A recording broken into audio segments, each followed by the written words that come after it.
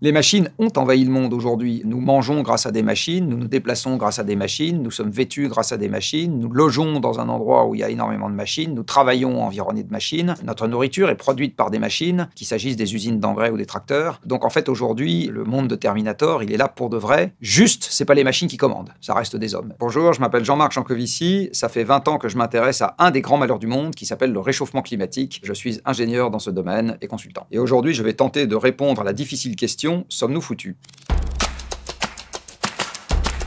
Si la question c'est est-ce qu'on va tous mourir demain matin, là la réponse est probablement pas, enfin à moins qu'on n'ait pas détecté l'astéroïde qui va tomber sur la Terre la semaine prochaine. Maintenant, si la question est est-ce qu'on a un avenir très tranquille qui va s'écrire devant nous sans qu'on ait les moindres problèmes qui vont éventuellement un tout petit peu nous déranger, là la réponse est malheureusement non. On sait que l'avenir va être pour partie semé d'embûches et que ces embûches, il va falloir les gérer et faire avec. Ce qui est le plus inquiétant, ce qui est le plus renversant, on va dire, dans le monde qui nous attend, c'est ce qu'on peut appeler la fin de la croissance. Mes parents et moi, on est nés dans un monde dans lequel l'univers était en croissance. La société des hommes était en croissance. On était plus nombreux, on gagnait plus d'argent, on pouvait faire plus de choses, on pouvait aller voyager plus loin, on pouvait manger plus de viande, on pouvait avoir une maison plus grande, etc. Tout ça, c'est la croissance, c'est-à-dire l'augmentation des flux physiques qu'on maîtrise. Ce qui va être compliqué dans les décennies à venir, c'est qu'une partie de cette expansion physique, de cette croissance physique, ne va plus être possible, tout simplement parce que la planète, elle n'a pas changé de dimension depuis qu'on est plus nombreux dessus, et à un moment, le gâteau, il devient plus suffisamment gros pour qu'on puisse être de plus en plus nombreux autour de la table de repas. La civilisation dans laquelle on vit demande qu'on ait à profusion du pétrole, du gaz et du charbon, même en France où on s'occupe que du nucléaire, parce qu'il y a du pétrole, du gaz et du charbon partout. Il y a du charbon dans tout objet en acier, par exemple. Il y a du charbon dans tout objet fabriqué en Chine. Donc la caméra qui est en train de me filmer, qui n'a pas été fabriquée en France, comporte de l'électronique qui n'a pas été fabriquée en France, et cette électronique a été fabriquée avec de l'électricité au charbon. Le réseau qui permet de visionner cette vidéo, il est alimenté pour partie par des centrales à charbon. Donc il y a du charbon absolument partout, il y a du pétrole absolument partout, dès qu'on voit un camion quelque part. Sans camion, les villes meurent de faim aujourd'hui, parce que rien ne pousse localement. Et il y a du gaz aussi à peu près partout, dans l'électricité, dans l'industrie, etc.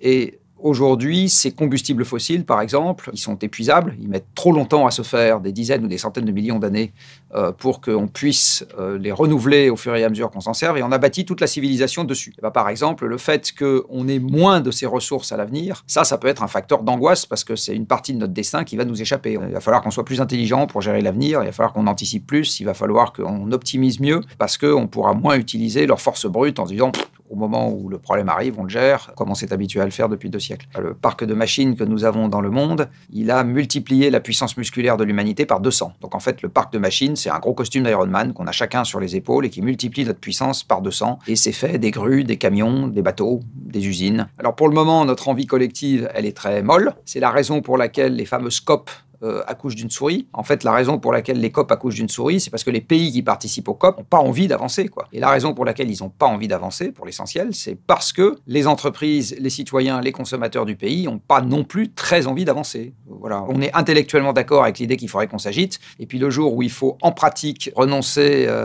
aux morceaux de viande dans l'assiette, renoncer à monter dans une voiture, renoncer à monter dans un avion, renoncer à s'acheter un smartphone et déménager pour un logement plus petit, on se dit ouais, enfin bon, on attendra demain, quoi. Du réchauffement climatique. On est pour partie foutu vis-à-vis du réchauffement climatique au sens où une partie des conséquences sont déjà plus évitables. Le système climatique est un système qui a énormément d'inertie. Un parallèle que je prends souvent est de dire que c'est un peu comme une voiture où quand on commence à appuyer sur la pédale de frein, la voiture continue d'accélérer pendant 20 ans. C'est à peu près ça le changement climatique. Donc on ne peut pas dire au moment où on va le mur « Ah !» c'est bon, là j'ai compris, instantanément on arrête le problème. Une des choses qu'il faut avoir en tête, et c'est ça qui explique qu'on ne peut pas arrêter le problème à bref délai, c'est qu'une fois qu'on a rajouté du CO2 en plus dans l'atmosphère, pour que ce surplus s'évacue totalement, il faut attendre plus de 10 000 ans après arrêt des émissions. C'est juste, ça dépasse l'entendement. Enfin, 10 000 ans, plus ancien que les pyramides, ça dépasse complètement l'entendement. Ce qui veut dire qu'à l'avenir, de toute façon, quoi qu'on fasse, le climat va continuer à se modifier. Et la vitesse à laquelle ça va dériver va dépendre de ce qu'on va faire en ce qui concerne les émissions à l'avenir. Donc une partie de notre destin est toujours entre nos mains. C'est la façon dont on va émettre à l'avenir. Une partie de notre destin n'est déjà plus entre nos mains, puisque une partie de la dérive climatique, elle est déjà écrite et elle va continuer. Donc quelque chose qui permet de garder espoir, c'est de voir qu'il y a un nombre croissant de gens qui, 1, s'intéressent à la question et 2, commencent à agir en en conséquence. Une partie de la réponse est aussi donnée par la quantité de choses que chacun d'entre nous veut vouloir posséder, utiliser, faire, etc. Et ce qu'on a coutume d'appeler la sobriété, eh bien, c'est le consentement délibéré pour avoir moins de choses physiques et penser que ça ne nous empêche pas d'être heureux. Est-ce que ça ira assez vite pour éviter la fin du monde?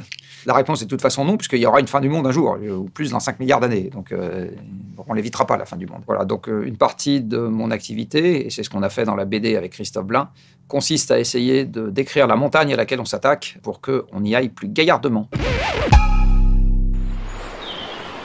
Colmini.